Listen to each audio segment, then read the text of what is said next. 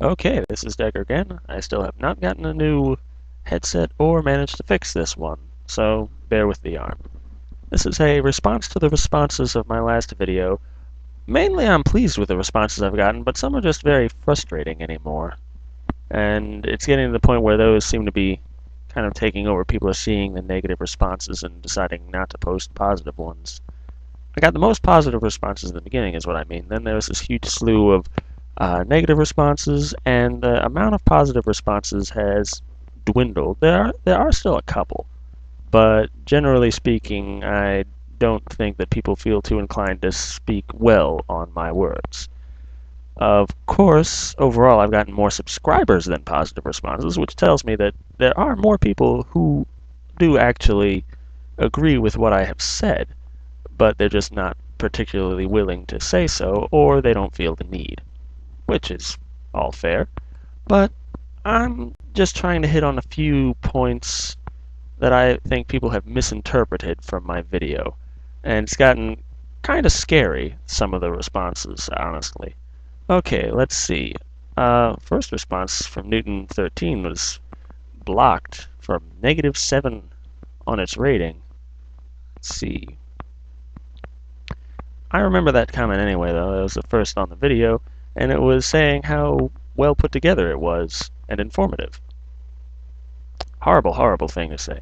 This one comment says, talked more about HD DVD and the differences, but that wasn't really what this video was about. It wasn't talking about how good Blu-ray was versus HD DVD. It was the concept of how good an idea it was to have Blu-ray in 2006 as one of your main features.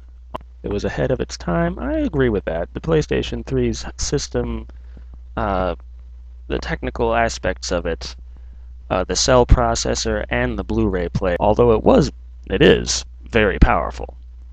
The Blu-ray player, of course, I said in the video that I felt that it was just too expensive for the wrong reasons. Ahead of its time, yes, because, in my opinion, games don't need that much space yet. I was cited as saying, why, oh why did you not bring up Killzone 2 or Metal Gear Solid 4? Well, Killzone 2, because I hardly know a damn thing about it. It's kind of silly for me to talk about something I don't know. Anyway, Metal Gear Solid 4, because unfortunately I haven't played it. And though it would not surprise me in the least that Metal Gear Solid 4's cutscenes are in-game, because every Metal Gear Solid game I've played, all the cutscenes are in-game. And from what I hear, that does actually take up a huge amount of the Blu-ray disc. Now, there's arguments of that, can that be compressed down to fit on a 2x DVD or whatnot? And whether it can or it cannot is really moot. I think that it stands as an example of what Blu-ray can do. Now, the problem is every game on the PlayStation 3 is most certainly not Metal Gear Solid 4, and that's the point I was trying to make. That, for the most part, games that are touted as having the requirement to be on Blu-ray to fit, generally speaking, not really. It could be put on a DVD. Metal Gear Solid 4 is debatable, and I really don't feel like debating it, which is one reason why I didn't bring it up. The other being it was more of a look on the launch of the PlayStation 3 in retrospect. Not saying, oh, it launched crappy, it's crap, haha, no. I like the PlayStation 3, honestly.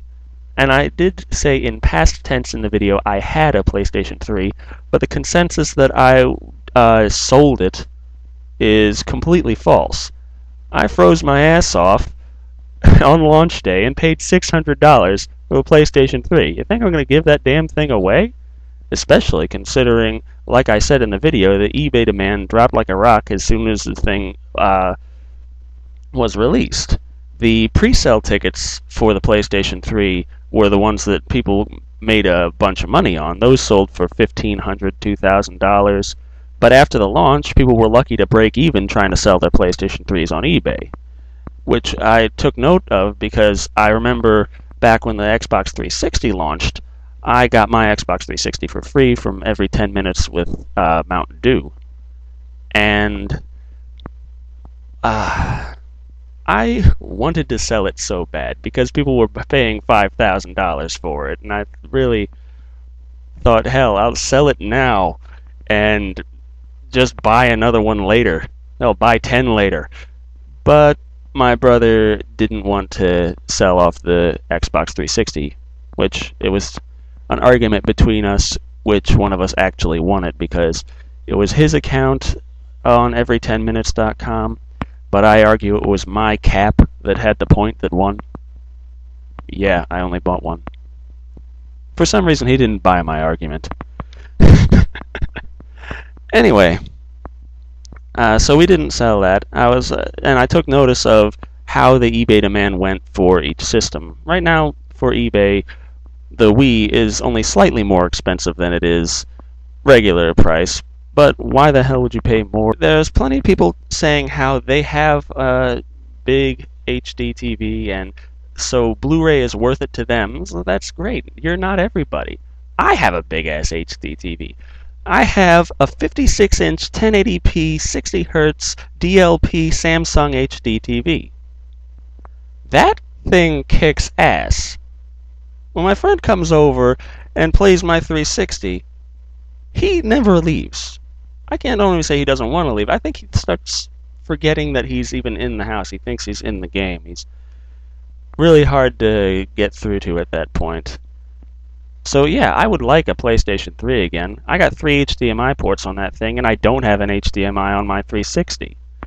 My 360 has been making a lot of weird noises when I play it for a while, because it's one of the older ones, and I'm worried that that thing's going to blow up. Yes, but I'm not going to go out and pay $500 for a PlayStation 3 just so I could have the backwards compatibility on it. So, it's really, I'm kind of between a rock and a hard place. I want a PlayStation 3. I can't get my old PlayStation 3 back because I moved to Texas and my brother kept it because I guess he liked it. And he got to play Metal Gear Solid 4, I'm sure. And he might have pre-ordered Killzone 2. And I'm not getting to experience that, and I'm feeling bad about that, but I'm not going to go out and spend $500 on the thing so I can play PlayStation 2 games on it, which I can think of a whole lot that I'd like, when I can't think of a whole lot of PlayStation 3 games that I would want to get. Resistance 2, Metal Gear Solid 4, Killzone 2. That's all I'm thinking of right now. Oh, Little Big Planet, how could I forget that? I'd like to thank everyone for responding and discussing things. Those throwing the word fanboy at me, I can think of many ways to shoot that down, but it won't really shoot it down because it's an invulnerable insult. It really... no one will ever believe you when you say you're not a fanboy. I like the PlayStation 3. I wish it could have done better.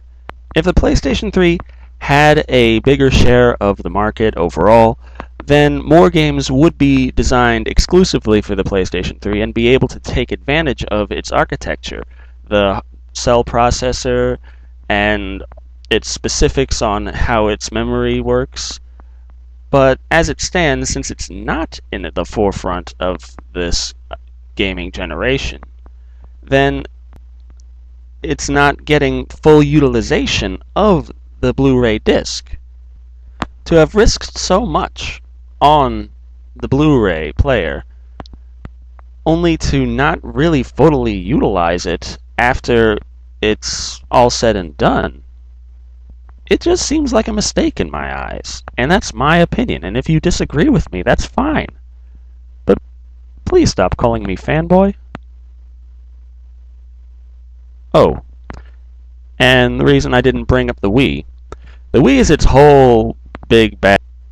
The Wii is its own topic on itself. I have many opinions on things on the Wii that I think are kind of, like could be viewed as a mistake, but maybe not if certain things worked out in certain ways. But that's its own video itself. I'll get around to it. Don't worry. Alright, this is G1 Decker. And you've just wasted 10 minutes of your life.